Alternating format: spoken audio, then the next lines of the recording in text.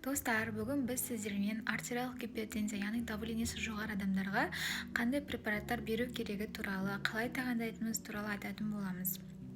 Енді себебі бұл тақырып өте актуальды, ең жиі кездесетін адамдардың көп зардап шегетін аурулары бұл жүрек қан тамыр аурулары. Себебі наследственность рөлін бұл жерде курение, дұрыс тамақтанбау, холестерин жоғары, салмақ жоғары, осының барлығы көптеген факторлар әсер етеді. Енді біз осы нәрсені айтуымыз керек. Бірінші ол 5 группаға бөлінеді препараттар. Ең бірінші пациентке біз берген кезде көбінсіне, мысалы 40 жас, 50 жас, 60 жасар пациенттер келді, давлениесі 160, 150, яғни диагнозға алынады. Өмірінде максималды қаншаға дейін көтеріледі, мысалы 180, 190 деген сол біз степенін қоятын боламыз. Мысалға артериялық гипертензия 3 степени риск ары қарай қойылады. Яғни факторларға байланысты жасы, ер адам болуы, артық салмағы, наследственность болу деген сияқты факторлар рискқа әсер етеді.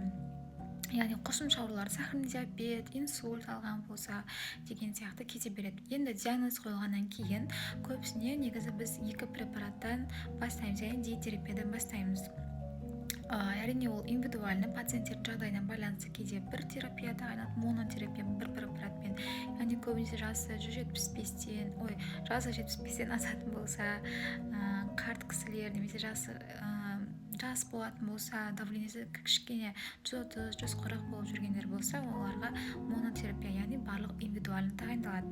Енді тұрақты түрде күнделікті жоғары 140-тан жоғары көтерілетін адамдарға біз 2 препараттан бастайтын боламыз. Ең бірінші линиядағы препарат тағайындалатын, ол бізде ингибитор АПФ, яғни прилдар, энолаприл, лазинаприл деген сияқтылар.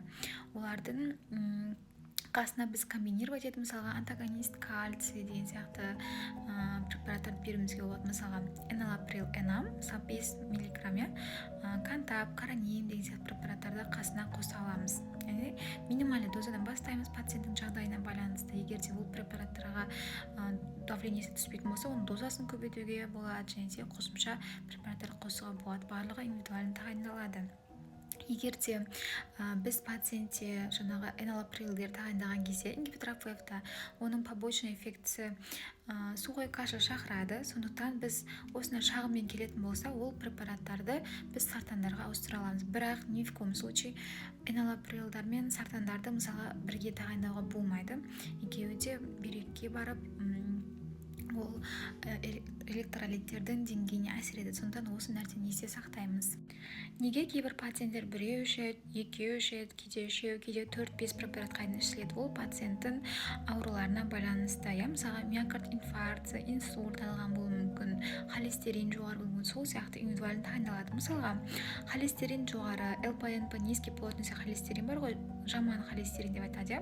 Олар жаңағы тамырлардың бойын бітеуге бейім болады, тұнып қалады, атеросклероздық бляшкалар түседі. Вот осындайларға біз статиндерді қосымша беретін боламыз. Яғни 3 айға тағайындалады.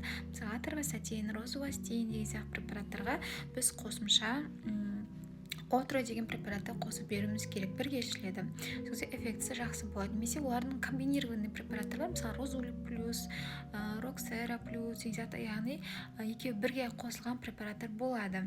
Сондықтан сол нәрселерді ескеру керек. Яғни 2 препарат ішіп отырғанша 1 препарат ішем деген сияқты. Мысалға айтайық, бір пациент миокард инфарктісін алды, оған енді 1 жыл көлемінде 2 антиагрегат тағайындалады. Мысалға аспирин, тромбопол, немесе клопидогрел деген сияқты препараттар беріледі. Одан кейін 1 жылдан соң ол 2 жаңағы антиагреганттың деңгейін біреуге түсіретін боламыз. Өйткені қанның қойылу болмауын біз қадағалап отыруымыз керек. Статиндер қосамыз қасына. Енді ол пациент айтуы мүмкін, мен асқазаным ауырады деп, өйткені жаңағы антиагреганттар тікелей асқазандарға әсер етеді. Сондықтан оны қорғау мақсатында біз 3 айда 2 аптаға ИПП, яғни ингибитор протонный помпа препараттарын тағайындап отырамыз. Мысалға амезопразол, панзопразол деген сияқты арнайы препараттар бар, барлығы индивидуальны дәрігердің тағайындауымен берілетін болады.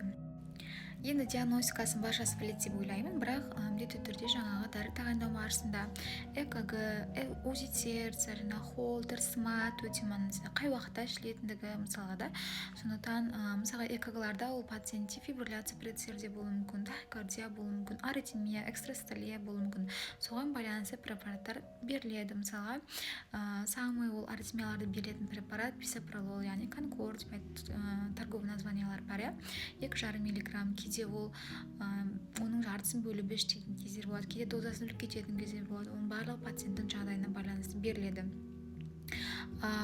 Қосымша ақпарат бұл біз пациентте егер де хобл, астма сияқты жөтел, тыныс аурулары болатын болса, біз оларға бета-блокатор препараттарын бермеуіміз керек. Осында есте сақтаймыз. Яғни әр препараттардың өзінің показаниясы, противопоказаниясы бар.